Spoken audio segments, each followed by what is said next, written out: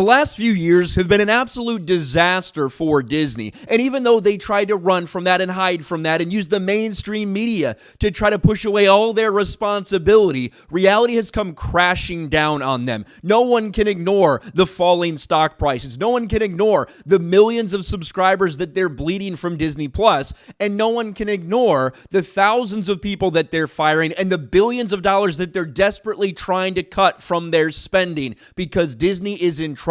They have done this to themselves. And all the way back last year when Bob Chapek got fired and Bob Iger stepped back in, he said something in one of his first public appearances. He said that he wants to quiet down the culture wars and respect the audience. Well, a lot of people said, wow, look, he's going to change things. That was absolutely not the case. He may have said those things, but that's not what has happened, because now, months and months later, we see that Bob Iger is getting grilled by shareholders who are furious that their stock continues to fall as Disney continues to get more and more political. And now we even have some numbers that show that that is the case, that Disney is now viewed as an inherently political company, and they continue to lose ground and lose respect with the audience. And it's all about them and the decisions they've made, the public stances they've taken, what they've put in their content, that has told everybody that Disney is an inherently political company, and it's completely one-sided. Disney's fight against Ron DeSantis splits fans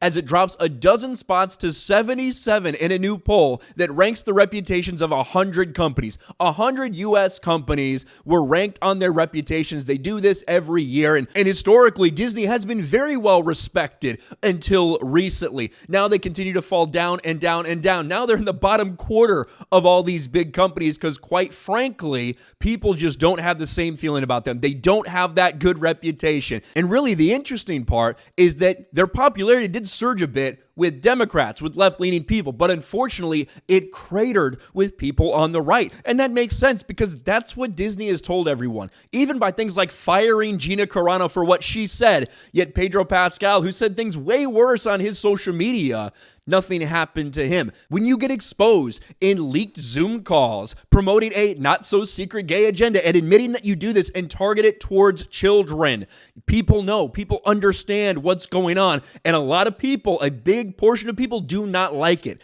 Disney has split their audience. Disney continues to make one-sided political decisions that are guaranteed to piss off a large portion of their customer base, the people that want that family-friendly entertainment. And as a result, we are where we are. Thousands and thousands of people losing their jobs. The third round of layoffs. We're damn near. It was supposed to be a 7,000 person layoff. It's upwards of like 8,000, 9,000 at this point because they keep firing people. They keep upping that number. We're sitting here. Over the last 6 months, Disney Plus has lost about 6.4 million subscribers. That is pretty sad and pathetic. You could try to blame other things. You could try to push out that responsibility. But at the end of the day, even here in the United States, you're losing subscribers. This all comes down to the decisions that Disney has made as a company, the things that they continue to put in their content that normal people aren't interested in, that normal people don't want. They don't want to subject their children to some agenda, to some indoctrination